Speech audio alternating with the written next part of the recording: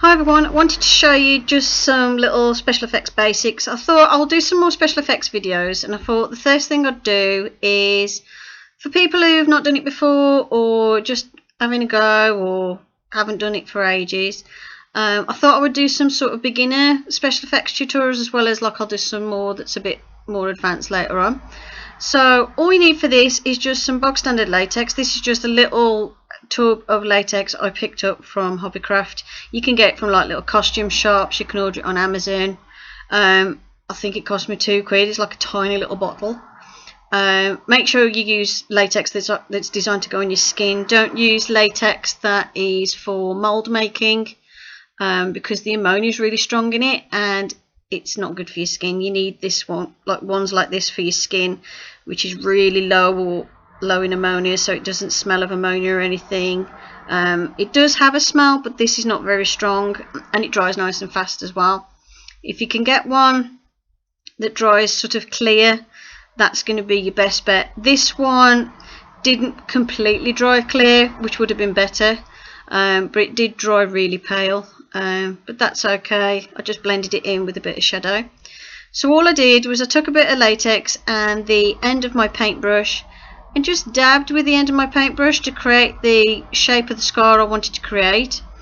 You can obviously create any size, any shape you want to. This is how I've done some of my supernatural scar effects and stuff. Just exactly the same method, you just draw different shapes.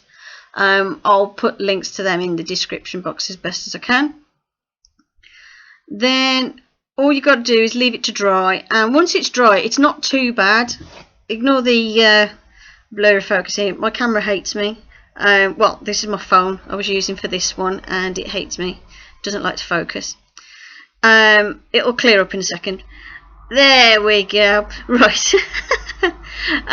So then once it's dry, it's pretty close to what you want and pretty much matches your skin tone if you're pale like me. Obviously, if you have a darker skin tone, you're going to have to put a darker face powder or something over the top. What I'm doing is I'm just using a face powder that matches my skin tone. It's just a bog standard one, and a powder as well, not a cream. I'm using powder because the latex on the surface is quite tacky, so you do need to powder it, and you can dust it with just some talc or something if you haven't got anything, if you're not someone who wears makeup very often, and then brush off the excess and clean the excess off your hands, else you'll have a white patch. But what I'm doing here is I'm just taking a skin coloured powder and just brushing that onto the latex, and obviously it sticks to the slightly tacky surface of the latex, and it's one that pretty much matches my skin tone, although at the minute I've got ever such a slight tan, so that's why these came out slightly lighter on my hand than I wanted. But obviously if you're matching it to your skin tone, you just use a mixture of your face powder and a bit of eyeshadow, which is what I was doing here to try and blend it in a little bit better. You need if you're doing white skin tones, you need basically a red, a yellow and a skin tone colour foundation.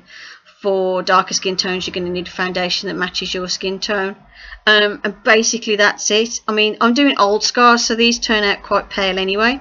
So I hope you enjoyed this tutorial, nice and simple. Thanks for watching, and I'll see you in the next one. Bye for now.